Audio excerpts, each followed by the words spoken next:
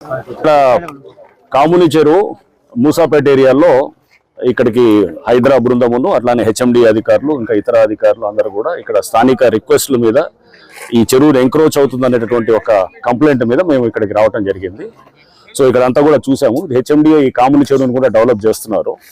ఇక్కడ ఏదైతే కనుక ఎంక్రోచ్మెంట్స్ అంటే కొంత ఈ డెబ్రీ ఏదైతే కన్స్ట్రక్షన్ మెటీరియల్ తీసుకొచ్చి డంప్ చేస్తున్నట్టు ఇది క్లియర్ గా ఎంక్రోచ్ అవుతూ దీని ఒక గుడి అనేటటువంటి ఒక కవర్ తీసుకొని అక్కడ కూడా అలా చేస్తున్నట్టు కూడా ఇక్కడ కంప్లైంట్స్ వచ్చినాయి.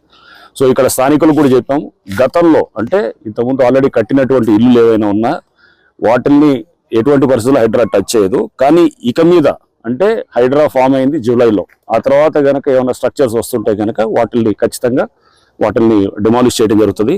చెరువు ఎఫ్టీఎల్లోకి వచ్చి కడుతున్నటువంటి కానీ ఇప్పుడు ఏదైతే కనుక ఆల్రెడీ పర్మిషన్ లేకుండా ఉన్న వాటిని గతంలో పర్మిషన్ తీసుకొని ఏమన్నా పాత డేట్స్ తోటి కడుతుంటే కనుక ఓకే, దట్ ఈస్ యాక్సెప్టెడ్. కానీ బట్ ఇప్పుడు పర్మిషన్ లేకుండా వచ్చేటటువంటి అంటే ఇక్కడ పర్మిషన్స్ కూడా ఇక మీద అంటే హైడ్రా ఫార్మేషన్ తర్వాత వచ్చే పర్మిషన్స్ కూడా అవి వస్తే కూడా దాని మీద కూడా మేము చెక్ చేస్తాం. అటువంటి పర్మిషన్స్ కూడా న్యాచురల్గా ప్రభుత్వం కూడా స్పష్టం చేసింది. పాత పర్మిషన్స్ ఉన్న వాటిని ఆనర్ చేస్తాం, కానీ కొత్తగా పర్మిషన్స్ ఎక్కడ కూడా అది యాక్సెప్ట్ చేయమని చెప్పేసి.